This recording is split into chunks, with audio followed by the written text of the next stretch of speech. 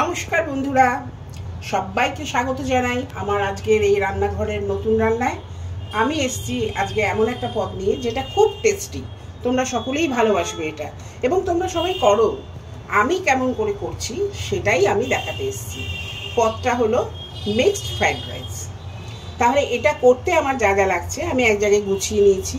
চিংড়ি মাছ নিয়েছি, ডিম নিয়েছি 3টে। আমি এখানে একটা চিকেনের বড় টুকরো নুন হলুদ দিয়ে সেদ্ধ করে চিড়ে নিয়েছি। কাজু আর কিশমিশ এখানে আছে। আর লাগছে পেঁয়াজ, ক্যাপসিকাম, গাজর, কাঁচা লঙ্কা, আদা চিড়ে নিয়েছি, সব কুচি কুচি করে নিয়েছি।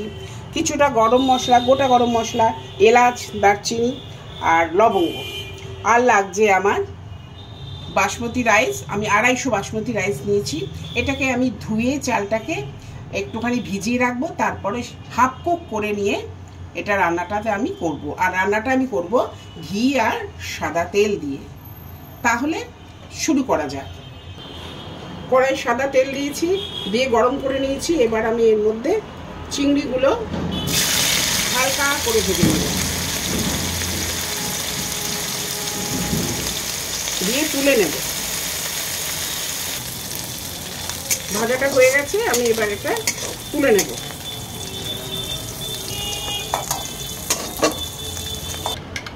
ডিমটা ফেটিয়ে নিয়েছি একটু নুন দিয়ে, এই তেলের মধ্যে দিয়ে দিলাম।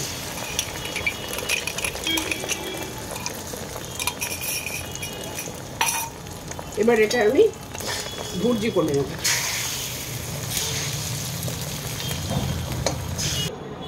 ডিম ভুর্জি নামিয়ে নিয়েছি। কড়াই আমি আবার সাদা তেল এবার দিলাম। এইবার সাদা তেলের মধ্যে আমি 1 চামচ ঘি দিয়ে দিলাম। ঘিটা গলে গেল। এর মধ্যে আমি প্রথমে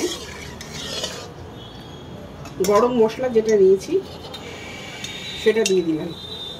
এলাচ, দারচিনি, লবঙ্গ ছোট চামচের 1 চামচ ফাটিয়ে নিয়ে দিয়েছি যাতে না ফুটে পড়ে। তারপরে এর মধ্যে দিচ্ছি কাজু আর কিশমিশটা।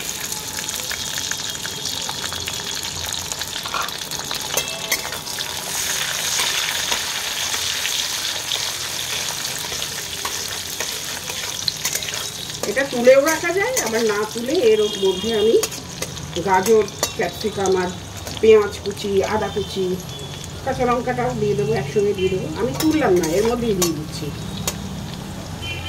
সবগুলো দিয়ে দিলাম।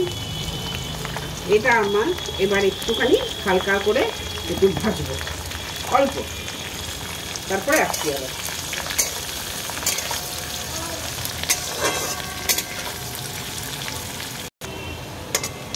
এটা আমার যতখানি প্রয়োজন ততখানি ভাজা হয়ে গেছে। এর মধ্যে এবার আমি একটু গোলমরিচ দিলাম আর একটুখানি লবণ দিয়ে দিলাম, কারণ ভাতটা আমার লবণ দিয়ে সেদ্ধ করা আছে। এবার এর মধ্যে দিলাম সয়া সস অল্প।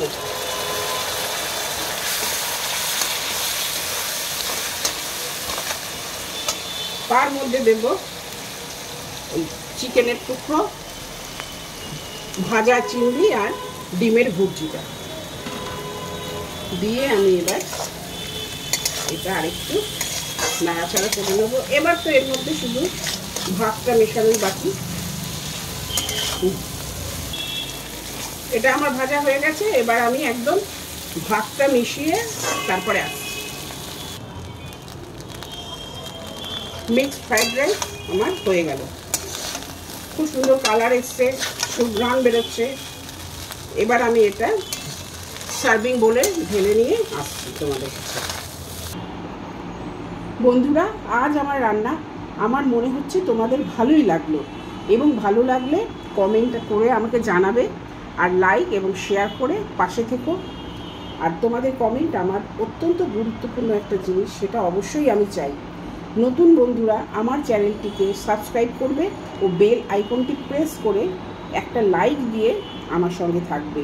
প্রিয়জনদের সঙ্গে সাবস্ক্রাইবটা শেয়ারও করে দেবে। আমাকে পাশে সর্বদা পাবে। নমস্কার।